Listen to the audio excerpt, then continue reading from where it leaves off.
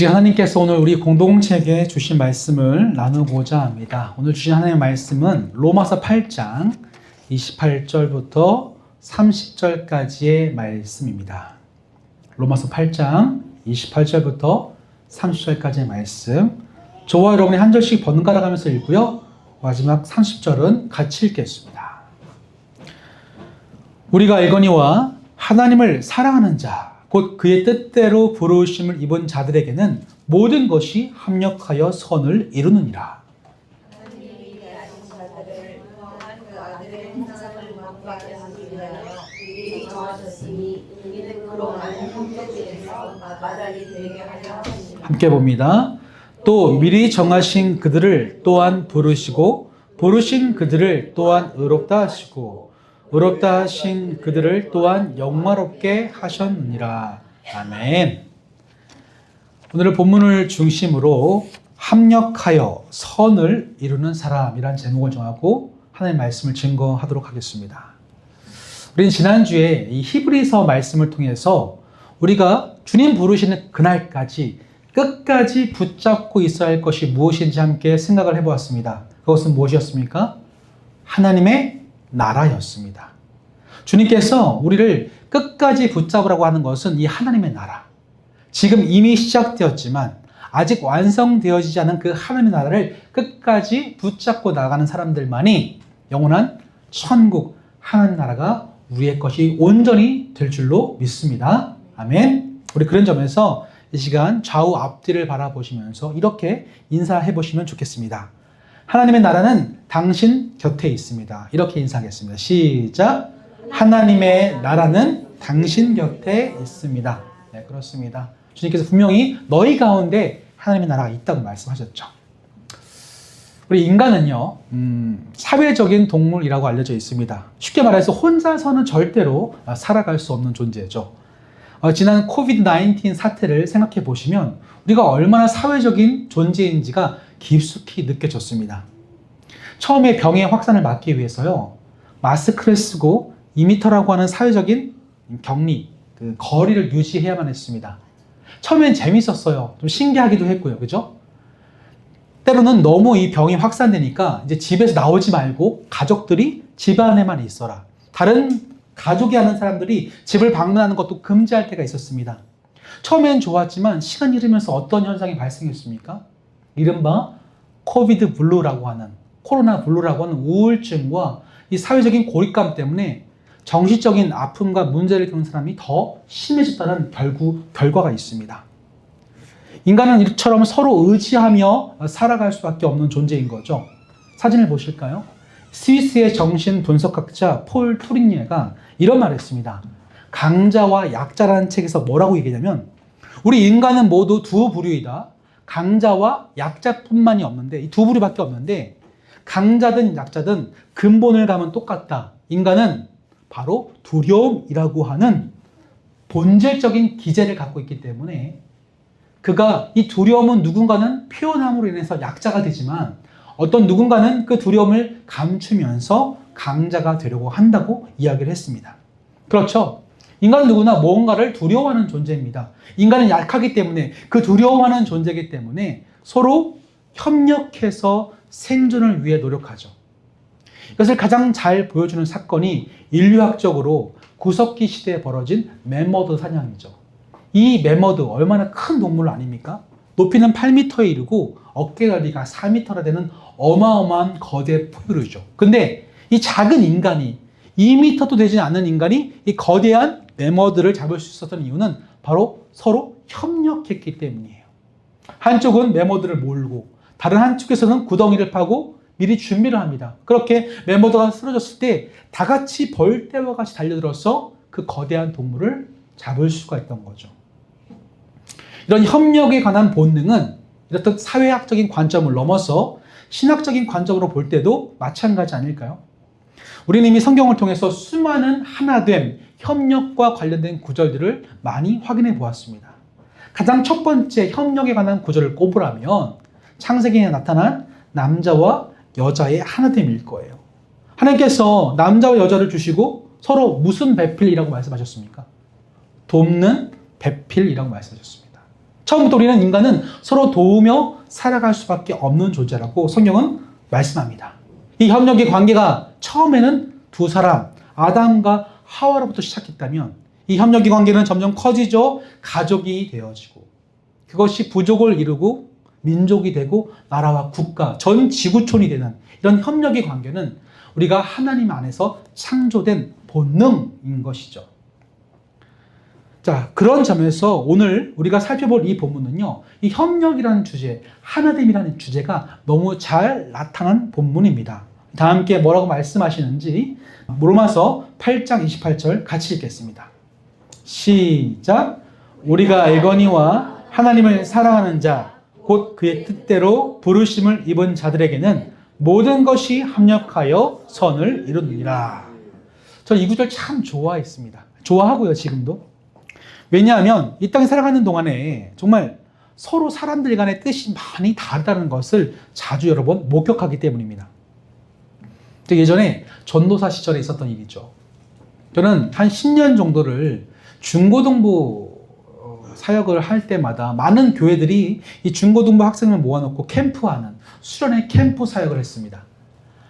그때 제가 한 13개 교회가 모이게 되었고요. 200여 명의 학생들이 모여서 캠프를 하는데 첫날 저녁이었어요. 이 캠프는요, 많은 교회가 모이지만 위탁 수련회가 아니라 모든 교회의 교역자들과 선생님들이 함께 참여해서 만들어가는 합력 공동체였기 때문에 다양한 의견을 조율하면서 이 수련을 짜갑니다. 근데 첫날 저녁에 서로 싸우는 거예요. 아이들을 주님을 만나게 하겠다고 같은 목적을 가진 우리들이 서로 막 싸우는 거 보면서 참 마음이 아프더라고요. 하필 그때 그 모임을 인도하시는 목사님께서 제게 첫날 기도회를 맡기셨어요. 상상해 보십시오. 서로 박터지게 싸웠는데 첫날 기도회를 인도해야 돼요. 제가 속이 막 타들어가더라고요. 우리 옛말에 이런 말이 있지 않습니까? 사공이 많으면 배가 어디로 간다? 산으로 갑니다. 아무리 이야기를 하고 조정을 해도 자기 주장이 강하다 보니까 좀 더 아이를 사랑하는 마음은 가득했지만 어떻게 그 사랑을 전달할 것인가의 의견이 다르니까 막 싸우고 감정이 상하고 언성이 높아지는 거죠. 그때 기도를 인도하면서 제가 이 말씀이 정말 간절했습니다. 하나님, 합력하여 선을 이루게 하신다며요. 근데 모인 우리가 선은커녕 서로의 쓴뿌리, 악함이 막 튀어나옵니다. 어떻게 해야 하겠습니까? 혹시 저와 같은 이런 당혹스러움들 혹시 여러분들도 느껴보신 적 있으십니까? 막 교회 공동체 안에서 말씀을 못하셔도 서로 합력하지 못하고 다투는 일들, 나누는 일들 참 많이 경험하셨을 겁니다. 막 그럴 때마다 이 오늘의 본문이 되게 간절하게 다가오실 거예요. 그렇죠? 왜요? 합력해서 뭐를 이룬다? 선을 이룬다고 하셨으니까. 그런데 저는 이번에 이 말씀을 준비하면서 이 본문을 새롭게 좀 읽어 나갈 수 있게 되었습니다. 과거에는 이 본문이 이 공동체를 향한 합력을 위한 그런 본문으로 읽혀졌는데 좀 더 깊이 묵상해 보니까 공동체에게 주시는 말씀이기 이전에 그 공동체를 이루는 나 한 사람, 개인에게 하나님이 이 말씀을 먼저 주신다는 제가 깨달음을 얻게 되었어요. 이 한 개인에게 포커스를 맞춰서 오늘 이 말씀을 한번 해석해 보려고 합니다. 여러분 믿음이 막 흔들릴 때에 어떻게 그 문제를 해결하십니까? 의심이 될 때. 제가 예전에 설교를 통해서 나눈 적이 있는데 믿음은 세 가지로 구성된다고 말씀드렸죠. 믿음엔 세 가지 얼굴이 있으면 첫 번째 얼굴은 바로 바른 지식이라는 얼굴이에요. 믿음을 강하게 하기 위해서는, 좋은 믿음을 갖기 위해서는 먼저 바른 지식이 있어야 되고, 두 번째는 그 지식을 받아들임, 동의를 해야 됩니다. 세 번째는요, 동의할 뿐만 아니라 그 지식을 따라서 신뢰할 때에 그 믿음은 삶이 되고 행동이 됩니다. 자, 그런데 우리가 지식이 모자라면요, 그 지식을 채우면 되죠. 동의가 안 되면 기도함으로 하나님 제게 믿을 수 있는 힘을 주세요라고 기도하면 됩니다. 근데 신뢰가 안 된다면 어떻게 될까요? 정작 내가 바른 지식도 있고 그 지식을 받아들였는데 그것을 신뢰하지 못해서 큰 믿음을 갖지 못한다면 어떻게 해야 할까요? 이렇게 흔들리는 우리에게 하나님은 오늘 본문을 통해서 다시금 이렇게 말씀하시는 거죠. 우리 28절 다시 한번 읽어볼 텐데 천천히 한번 읽어볼게요. 천천히 같이 읽겠습니다. 시작. 우리가 알거니와 하나님을 사랑하는 자, 곧 그의 뜻대로 부르심을 입은 자들에게는 모든 것이 합력하여 선을 이루니라. 첫 문장을 잘 보세요. 우리는 이 문장을 분석할 때, 읽을 때에 뒷부분만 자꾸 읽어요. 부르심을 입은 자들에게는 합력하여 선을 이룬다. 그런데 앞에 구절에 무슨 조건이 있는지를 보세요. 우리가 알거니와 어떤 자들? 하나님을 사랑하는 자. 두 번째로 곧 그의 뜻대로 부르심을 입은 자들에게 무엇이 가능하다? 합력하여 선을 이루는 게 가능하다는 거죠. 실제로 이 본문을 한글 성경 말고 영어 성경 말고 헬라어 원문에 가보시면요. 문장 구조적으로 이게 뒤바뀌어 있습니다. 이게 두 문장이 바뀌어 있어요. 이걸 감안해서 해석을 해보면 이런 뜻입니다. 어떻게 하면 모든 것이 합력하여 선을 이루는 사람은 곧 하나님을 사랑하고 그의 뜻대로 부르심을 입었습니다. 이렇게 되어 있어요. 그러니까 강조점이 앞에 있는 겁니다. 하나님을 사랑하고 그의 뜻대로 부르심을 입은 자들. 여기에 포커스가 있는 거죠. 우리는 여기서 우리가 왜 교회라는 이름으로 모였지만 합력하기가 그렇게 어려운지 그 이유를 발견하게 됩니다. 여러분, 하나님을 사랑한다는 게 뭘까요? 하나님을 사랑한다. 하나님을 사랑하는 자에게 합력하게 하신다는데 과연 하나님을 사랑하는 게 뭘까요? 누군가를 사랑하면요. 그를 믿고 신뢰하게 됩니다. 그가 하는 말, 그가 하는 행동에 대해서 전폭적인 신뢰를 보이죠. 그게 바로 사랑입니다. 사랑은 그래서 신뢰를 먹고 자라는 거죠. 우리가 하나님을 사랑한다는 말은 그런 뜻이에요. 하나님이 내게 어떤 일을 주시더라도, 누구를 만나게 하시더라도, 어떤 상황을 주신다 할지라도 그것을 내가 하나님을 신뢰함으로 겸손히 받겠습니다. 이게 바로 뭡니까? 하나님을 사랑하는 겁니다. 그래서 하나님을 사랑하는 자들은요, 하나님을 원망하지 않습니다. 하나님께 분노하지 않습니다. 왜? 그분이 주신 모든 것은 내가 잘 되라고 주신 거니까.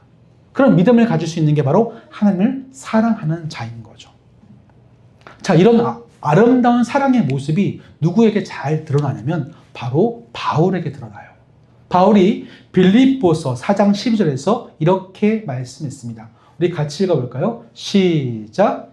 나는 비천에 처할 줄도 알고 풍부에 처할 줄도 알아. 모든 일, 곧 배부름과 배고픔과 풍부와 궁핍에도 처할 줄 아는 일체의 비결을 배웠노라. 아멘. 이게 사랑하는 자의 고백이에요.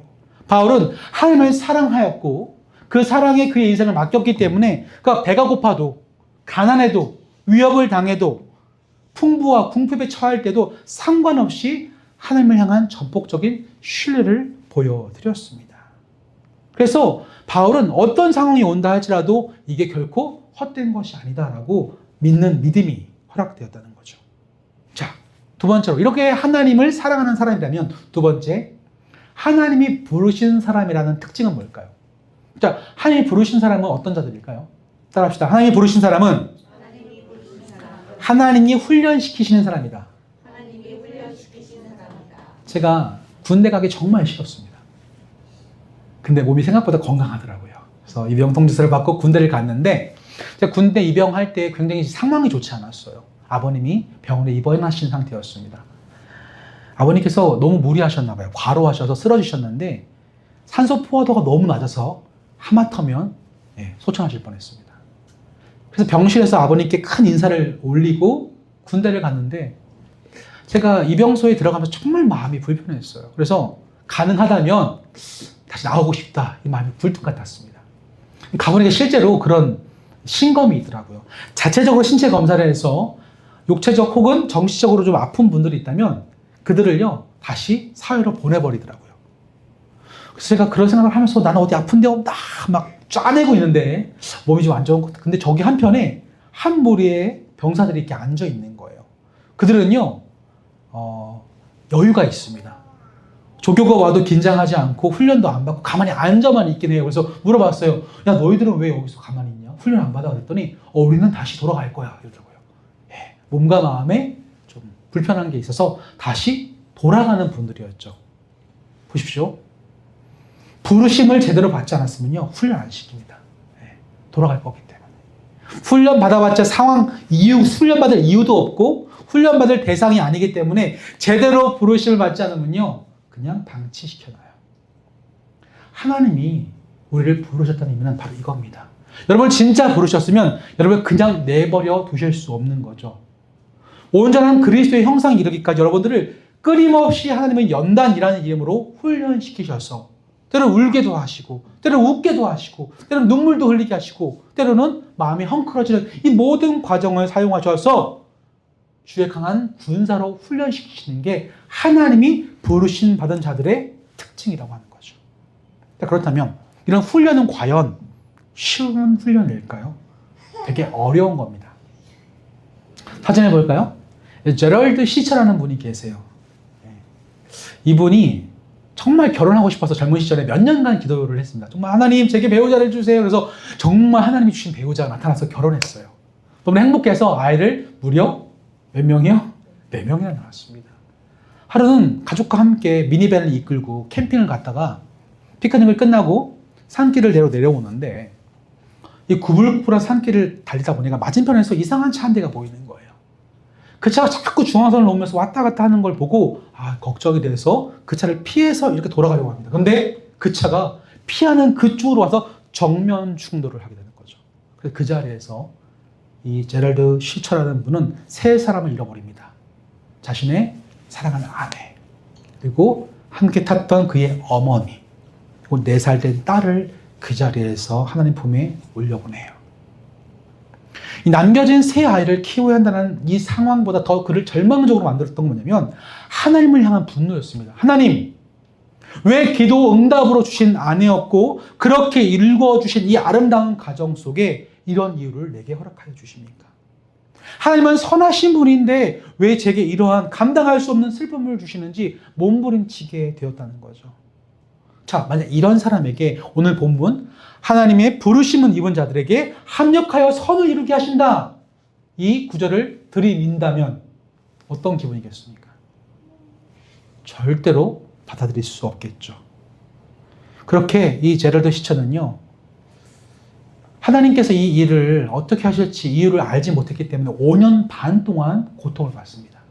5년 반 동안 왜 제게 이런 일을 주십니까? 몸부림치다가 결국 제자리에 돌아와서 자신에게 주어진 이 비극을 새롭게 조망할 수 있는 시간을 갖게 되었는데요. 그때 이 사실을 깨달았다고 하는 거죠. 따라해 볼까요? 모든 것이 선하지는 않지만 하나님은 그 모든 것을 합력하여 선을 이루게 하신다. 이게 무슨 말입니까? 하나님께서 선을 이루어 가시기 이전에 우리에게 허락되어지는 모든 것들이 항상 선하지는 않다고 하는 거죠. 그 중에 악한 일들의 결과가 있을 수 있다는 겁니다. 우리 인생을 한번 생각해 볼까요? 우리 인생이 항상 고속도로를 달려갔습니까? 아니죠. 우리는 수많은 고속도로가 아니라 샛길, 우회로를 빠짐을 경험합니다. 때로는 길이 막히기도 하고요. 때로는 잘못 길을 들여서 길을 잃기도 합니다. 때로는 공사로 길이 막혀가지고 헤맬 때도 있어요. 그런데 하나님은 우리의 모든 길, 그 우회로를 다 모아서 결국 그 목적지까지 완벽하게 도달하실 수 있는 전능의 하나님이라는 거죠. 근데 우리는 잘 그걸 모르기 때문에 그 우회로를 가면서도 이렇게 생각합니다. 내가 그 길을 들어선 내 자신의 선택이 바보스럽고 후회되고 내가 너무 멍청해 보여서 자책하면서 화도 납니다. 때로는 내가 그 길을 들어선 이유를 알지 못해 마치 하나님이 나를 이 길로 인도하신 것처럼 모든 책임을 하나님께 돌릴 때도 있다고 하는 거죠. 인간이 무엇을 가장 두려워할까요? 바로 불확실성 아닙니까? 이 제럴드 시처가요, 사고 이후에 이런 말을 남겼습니다. 우리가 경험한 상실의 가장 나쁜 측면은 아무것도 전혀 예상할 수 없다는 것입니다. 이분이 이 사고를 당하고 나서 가장 힘들었던 건 하나님이 이 불확실한 상황을 내게 왜 주셨는가 하는 의문점이었어요. 이 비극의 의미가 무엇인지 그 출발과 결과를 알지 못했기 때문에 이 불확실성 속에서 하나님을 포기하고 싶었다는 거죠. 그런데 이 모든 것이 선하지 아니하는 이 세상 속에서 하나님은 그것들을 사용하셔서 하나님의 선하신 계획을 합력하여 만들어 가신다는 겁니다. 심지어 죽음으로 대변되는 우리 삶의 슬픔과 아픔과 상실과 결핍의 문제들을 사용하셔서 이 악의 문제 또한 사용하셔서 결국 우리를 향한 궁극적인 목적으로 하나님이 우리를 이끌어내신다는 거죠. 놀랍게도 하나님은 이 과정을 속에 우리의 자유의지를 절대로 훼손시키거나 꺾지 않으십니다. 우리는 그저 내가 하고 싶은 대로 할 뿐이죠. 하나님은요, 그 모든 것을 하나님의 안전한 울타리 속에서 우리를 허용하시고 우리 자유의지를 마음껏 사용하게 하십니다. 그래서 우리가 선택한 거죠. 내가 그때 판단해서 내 감정대로 상황을 보고 판단하는 대로 결정합니다. 그런데 이 모든 자유의지 하나하나를 사용하셔서 우리의 자유의지가 인생의 고속도로가 아니라 인생의 우회로 막힌 길을 선택한다 할지라도 그것조차 사용하셔서 결국 하나님은 합력하여 선을 이루게 하신다는 거죠. 그때부터 이 사실을 깨닫고 이 제랄드 시처는 글을 쓰기 시작합니다. 그 속에 담긴 하나님의 뜻과 그 길을 발견하면서 차례차례 글을 쓰기 시작하는데 최소 6권 이상과 수천 건의 강연을 다니면서 바로 똑같은 이유를 알 수 없는 이 세상의 악의 문제로 말미암아 고통받는 자들에게 하나님의 위로와 평강을 전할 줄로 믿습니다. 자, 그렇다면 사랑하는 성도 여러분, 오늘 이 말씀을 통해서 지금을 살아가는 저와 여러분들에게 하나님이 전하시는 그 마음, 그 심정은 과연 무엇일까요? 오늘 우리가 함께 읽었던 하나님은 당신을 사랑하는 자, 그의 뜻대로 부르심을 입은 자들에게는 합력하여 선을 이루게 하신다. 이 말씀은 공동체에게만 주신 말씀은 아닙니다. 단순히 공동체 협력 이전에 그 공동체의 구성원인 우리 개인에게 먼저 주신 말씀이죠. 왜요? 이 말씀을 굳게 붙잡아야 하나님 안에서 떨어지지 않기 때문입니다. 이걸 위해서 무슨 일을 하셨을까요? 본 말씀 29절 우리 같이 볼까요? 같이 읽겠습니다. 시작. 하나님이 미리 아신 자들을 또한 그 아들의 형상을 본받게 하기 위하여 미리 정하셨으니 이는 그로 많은 형제 중에서 맏아들이 되게 하려 하심이니라. 아멘. 이 과정을 통해서 하나님은 그의 맏아들이신 우리 구주 예수 그리스도를 우리가 닮아가도록 이끌어내고 계세요. 무슨 말입니까? 우리 예수님은요, 누구보다 가장 먼저 하나님의 선하심을 신뢰했던 분이십니다. 그렇죠? 예수님은 단순히 신이기 때문에 자신의 모든 것을 다해서 버리고 십자가를 질 수 있었던 게 아니라 인생을 살아가는 동안에 끊임없이 합력하여 선을 이루시는 그 하나님께 더욱더 나아가 하나님만을 사랑하고 그의 뜻대로 부르심받은 모습으로 살아가려고 몸부림치는 인생을 사셨다는 거죠. 그 가장 정점이, 그 몸부림의 정점이 십자가고 그 십자가를 가능케 했던 곳이 바로 겟세마네죠. 여러분, 이 겟세마네에서 예수님이 무엇을 하셨습니까? 기도하셨습니다. 이 겟세마네의 뜻이 뭐죠? 기름을 짜는 틀이라는 뜻이 있습니다. 기름을 짜는 틀. 다시 말하면 이 겟세마네 동산에서 수학철만 되면 많은 유대인들은 바로 감람류, 올리브를 짰습니다. 이 올리브를 짤 때 큰 돌을 짓이겨서 그 돌에 압착을 시켜서 기름을 얻곤 했는데 그래서 그 동네 이름이 겟세마네죠. 이것 상징적인 의미가 무엇입니까? 바로 하나님, 예수님이 그 겟세마네에서 과거 올리브를 짰다면 자신의 영혼을 짓눌러서 짰다는 거죠. 십자가를 감당해야 될 이 무게, 얼마큼 무거운지 우리 상상할 수 없습니다. 그러나 이 자리에서 그 무거운 십자가로 짓눌림 당하면서 하나님의 뜻을 이루기 위해서 합력하여 선을 이루기 위해서 몸부림치셨던 그 장소가 겟세마네예요. 그곳에서 예수님은 기도하고 계십니다. 성경은 이렇게 기록하고 있죠. 다 함께 누가복음 22장 44절 읽겠습니다. 시작. 예수께서 힘쓰고 애써 더욱 간절히 기도하시니 땀이 땅에 떨어지는 핏방울 같이 되더라. 아멘. 이것은 단순히 땀이 핏방울이 되었다고 하는 간절함은 그 이상을 뛰어넘어서 바로 합력하여 선을 이루게 하실 그 하나님을 신뢰하며 그 상황 속에서 자신의 모든 영혼이 짓눌림 당하지만 그럼에도 불구하고 주를 신뢰했던 그 신뢰함을 포기하지 않기 위해서 하나님께 나아갔던 예수님의 간절함이었는 줄로 믿습니다. 이 모습을 우리에게 담게 하시기 위해서 저와 여러분을 하나님을 사랑하는 자로 또 하나님께서 주의 뜻대로 부르신 자 삼으신 줄로 믿습니다. 그 자리에 저와 여러분을 오늘도 주님은 초대하고 계십니다. 지금도 많은 기독교 교회 공동체가 다양한 형태와 모습으로 나뉘어져 있습니다. 그 모든 것은 합력하여 선을 이루시는 그 하나님에 대한 사랑과 뜻대로 부르심의 목적을 잃어버린 결과입니다. 합력하기 이전에 먼저 제 자신이, 우리 개인이 그 하나님을 향한 신뢰를 회복할 때에 그 뜻대로 부르심 받은 자의 모습처럼 합력하여 선을 이루게 하실 그 하나님께 우리의 모든 것을 의탁하고 맡겨드리는 삶을 살아갈 수 있는 줄로 믿습니다. 혹시 예수님께서 겟세마네에서 짓 눌리신 것처럼 삶의 다양한 이해할 수 없는 일들로 말미암아 힘겨워 짓눌러 계신 분들이 있다면 오늘 주님처럼 기도하시면서 그 주님의 모습을 닮은 형상인 우리의 모습 되기 위해서 오늘도 우리를 훈련하시고 그 사랑을 강하게 하실 그 하나님을 의지하면서 묵묵히 주님 안에서 합력하여 선을 이뤄가는 데에 결코 포기하지 아니하는 저와 여러분의 인생 되어주시기를 주님의 이름으로 간절히 축원합니다. 아멘. 우리 시간 함께 주신 말씀을 가지고 이 시간 잠깐 기도하는 시간 갖도록 하겠습니다. 첫 번째로는요, 우리가 하나님을 사랑하는 자가 된다면 하나님께서 허락하신 모든 것들을 겸손히 받아들일 수 있는 그런 자가 되어야 합니다. 내가 받아들이기 힘들고 소화시키기 어렵고 이해할 수 없는 상황이 있다 할지라도 계속 하나님을 사랑하는 자로서 겸손히 받아들일 수 있는 신뢰를 더하여 주옵소서. 첫 번째로 기도하시고, 두 번째로는 우리가 그의 뜻대로 부르심 받았기 때문에 지금도 훈련 중에 있습니다. 내 인생 가운데 이해할 수 없는 고난이 찾아오는 것은 훈련의 과정이고 내게 꼭 필요한 것이기 때문에 그렇습니다. 이 훈련을 지금 받지 않으면 나중에 또 언제 받게 될 거예요. 그렇기 때문에 지금 차라리 순종하며 훈련을 받아야 됩니다. 내가 훈련 받는 자가 되게 하소서.